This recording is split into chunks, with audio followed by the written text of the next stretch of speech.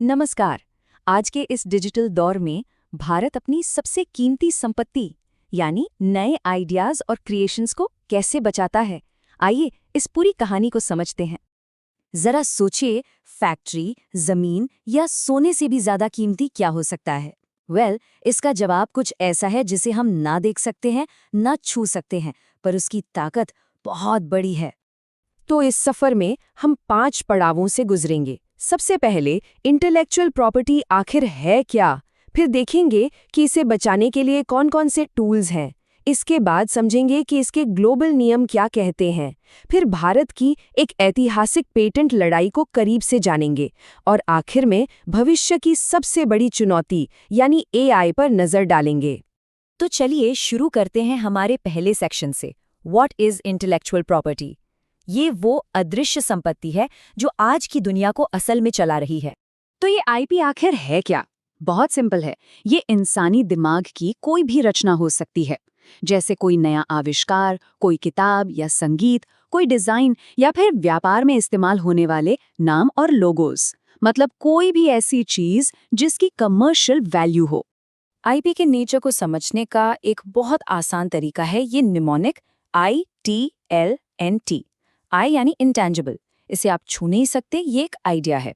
T है territorial, मतलब इसकी सुरक्षा देश विशेष तक ही सीमित है। एल का मतलब लिमिटेड ड्यूरेशन, जी हाँ, ये सुरक्षा हमेशा के लिए नहीं होती। एन है नेगेटिव राइट, ये आपको कुछ करने का नहीं बल्कि दूसरों को आपके क्रिएशन को इस्तेमाल करने से रोकने का अधिकार देता है। और आखिर में टी ट्रांसफरेबल, मतलब इसे बेचा या लाइसेंस किया जा सकता है। ठीक है, तो एक क्रिएटर अपनी रचना को बचाता कैसे है?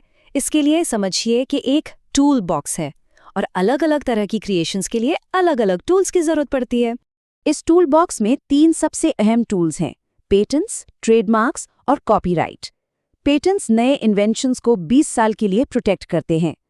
ट्रेडमार्क्स ब्रांड की पहचान जैसे नाम और लोगो को सुरक्षित रखते हैं और इन्हें अनिश्चित काल तक रिन्यू किया जा सकता है।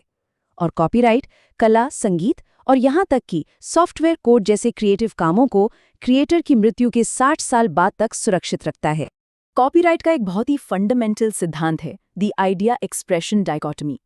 इसका मतलब है कि कानून आइडिया को नहीं बल्कि उसके एक्सप्रेशन को, यानी उसे पेश करने के तरीके को प्रोटेक्ट करता है। जैसे लैंडमार्क RG आनंद वर्सेस डिलक्स फिल्म्स केस में कोर्ट ने साफ किया कि अलग-अलग प्रांतों के बीच के भेदभाव पर कहानी लिखने का आइडिया कोई भी इस्तेमाल कर सकता है, लेकिन हम हिंदुस्तानी नाटक के खास किरदार, कहानी और संवादों को कोई कॉपी नहीं कर सकता। लेकिन सोचिए, जब आपका क्रिएशन दुनिया भर में जाता है तब क्या? जाहिर है, इसके लिए इंटरनेशनल नियमों की जरूरत होती है ताकि आईपी प्रोटेक्शन सीमाओं के पार भी काम करे। चलिए देखते हैं कि ये ग्लोबल रूल बुक कैसे काम करती है। देखिए, इंटरनेशनल आईपी प्रोटेक्शन की कहानी 1883 के पेरिस कन्वेंशन से शुरू हुई, जिसने इंडस्ट्रियल प्रॉपर्टी को बचाया। सिर्फ 3 साल बाद बर्न कन्वेंशन ने कॉपीराइट के लिए भी ऐसा ही किया। फिर 1970 में आया पेटेंट कोऑपरेशन ट्रीटी, जिसने इन्वेंटर्स के लिए एक ही एप्लीकेशन से कई देशों में पेटेंट फाइल करना आसान बना दिया। और 1995 में ट्रिप्स एग्रीमेंट ने इन सबको एक ग्लोबल स्टैंडर्ड के तहत लाकर खड़ा कर दिया।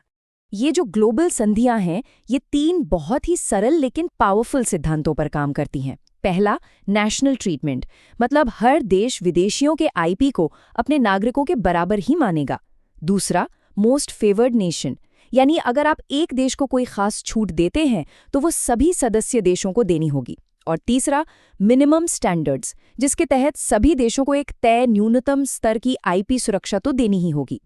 अब आते हैं इस विश्लेषण के सबसे दिलचस्प और महत्वपूर्ण हिस्से पर, भारत की एक ऐसी ऐतिहासिक पेटेंट लड़ाई जिसने पेटेंट्स और सार्वजनिक स्वास्थ्य पर देश के रुख को हमेशा के लिए बदल दिया। The case of Novartis V Union of India. इस मामले की गंभीरता को समझने के लिए सुप्रीम कोर्ट की इस एक लाइन को सुनिए। कोर्ट ने कहा था कि कानून में संशोधन का मकसद दवाओं पर एवरग्रीनिंग को रोकना था।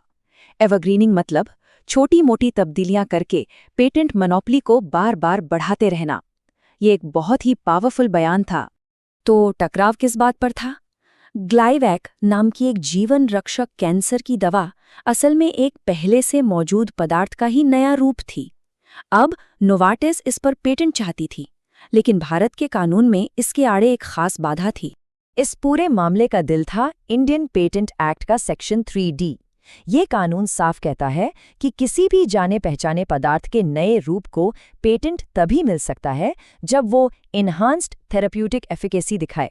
आसान भाषा में कहें तो वो दवा मरीज का इलाज पहले से बेहतर तरीके से करे।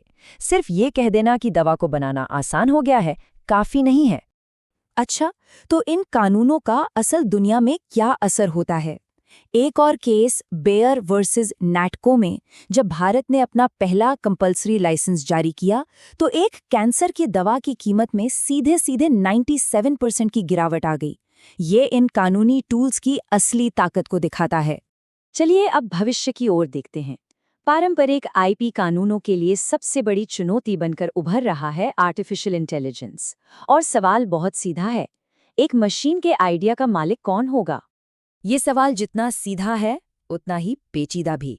क्या एक रोबोट एक इन्वेंटर यानी एक आविष्कारक हो सकता है? यही वो कानूनी दुविधा है जो जेनरेटिव एआई ने हमारे सामने खड़ी कर दी है।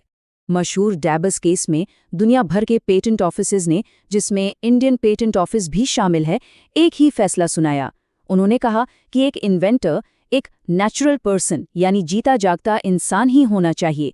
डैबस जैसे एआई सिस्टम को इन्वेंटर का दर्जा नहीं दिया जा सकता क्योंकि वो एक कानूनी व्यक्ति नहीं है।